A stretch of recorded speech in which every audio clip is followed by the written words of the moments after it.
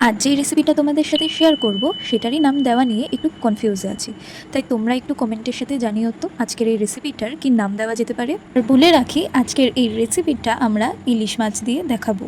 আর সেই ইলিশ মাছ মানেই বাঙালিদের কাছে একটা আলাদাই আবেগ।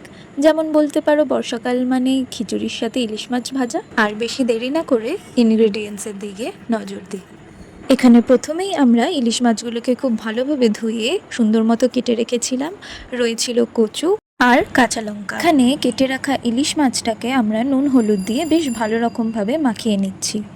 তার পাশাপাশি একটি কড়াইতে বেশ খানিকটা জল নিয়ে তার মধ্যে লম্বা লম্বা করে কেটে রাখা কচুগুলোকে দিয়ে আমরা তারও মধ্যে কিছুটা পরিমাণ হলুদ দিয়ে আর সামান্য পরিমাণ নুন দিয়ে ভাপিয়ে তুলে নিতে হবে।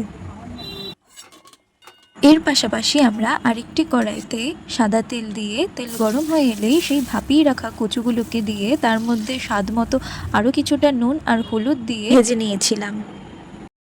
এখানে আমরা কাঁচা লঙ্কাটাকে বেটে নিয়ে তার মধ্যে সামান্য পরিমাণ হলুদ আর কিছুটা জল অ্যাড করে দিয়ে কালো জিরে ফোড়নের মধ্যে দিয়ে ভালোভাবে কষিয়ে নিতে হবে। এরপর আমরা তার মধ্যে দিয়ে দিচ্ছি নুন হলুদ দিয়ে ম্যারিনেট করে রাখা মাছগুলোকে। এরপর আরও কিছুটা জল অ্যাড করার পর তার মধ্যে আমরা দিয়ে দিচ্ছি ভেজে রাখা কচুগুলোকেও। 5 মিনিট মতো ঢেকে দিয়ে ঢাকনা তুলেই যখন দেখতে পারবে বেশ ভালো রকমভাবে রান্নাটা ফুটে এসেছে, তখনই অ্যাড করে দিতে হবে স্বাদ ব্যালেন্সের জন্য সামান্য পরিমাণ চিনি আর চিড়ে রাখা কাঁচা লঙ্কা। এরপর সব শেষে ওপর দিয়ে কালো জিরে বাটা ছড়িয়ে দিয়ে সামান্য কিছুক্ষণ নাড়িয়ে চাড়িয়ে গরম ভাতের সাথে পরিবেশন করুন আমাদের আজকের এই রেসিপি। এবার পুরো ভিডিওটা দেখার পর রেসিপিটার নাম কী দেওয়া যেতে পারে তোমরা কমেন্টের সাথে আমাদের জানিয়ে দিও, আর কীরকম লাগলো সেটাও কিন্তু আমাদের কমেন্টের মাধ্যমে জানাবেন। আজ এই পর্যন্তই।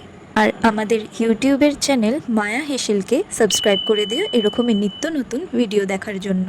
দেখা হবে পরবর্তী একটি নতুন রান্নার রেসিপির সাথে। ততক্ষণ ভালো থাকুন, সুস্থ থাকুন। নমস্কার।